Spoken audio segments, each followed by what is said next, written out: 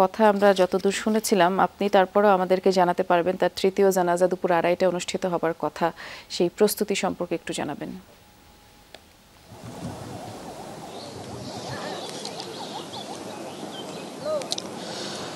জি, আপনি ঠিকই বলেছেন। মুক্তিযুদ্ধের এবং স্বাধীনতার ঘোষণার স্মৃতি বিজড়িত সেই তৎকালীন রেসকোর্স ময়দান বা এখনকার সোহরাওয়ার্দী উদ্যানে মুক্তিযুদ্ধের আরেক সংগঠক আর এক বীর মুক্তিযোদ্ধা ডাক্তার জাফরুল্লাহ চৌধুরী, তার মরদেহ এই মুক্তিযুদ্ধের স্মৃতি বিজড়িত সোহরাওয়ার্দী উদ্যানে আনা হয়েছে একটু আগে।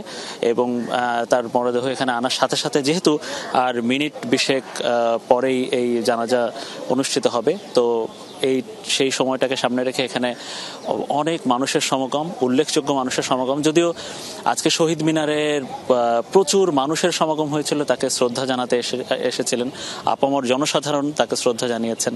তো সেই শ্রদ্ধা জানানোর পরে আজকে সেখান থেকে অনেকে এসেছেন এই জায়গাতে তার জানাজায় অংশ নিতে। যদিও এর আগে আপনি জানিয়েছেন দর্শকদের, এর আগে আসলে তার নিজ বাসভবনে এবং আরেকটি জায়গায় মোট 2 দফা জানাজা হয়ে গেছে এবং আজকে তৃতীয় দফা এই জানাজা। তো এই জানাজায় আমরা দেখছি যে রাজনৈতিক, সামাজিক, সাংস্কৃতিক সংগঠনের নেতৃবৃন্দ এখানে এসেছেন এবং সোহরাওয়ার্দী উদ্যানের একেবারে সেই যে স্বাধীনতার যে একটি স্তম্ভ আছে গ্লাস টাওয়ারের ঠিক পাশেই এখানে একটা সামিয়ানা করে জায়গা করা হচ্ছে এবং সেই সামিয়ানার তার মরদেহটি যেইখানে রাখা হবে তার ঠিক পাশেই জাতীয় মানচিত্র খচিত একটি জাতীয় পতাকা রাখা হয়েছে।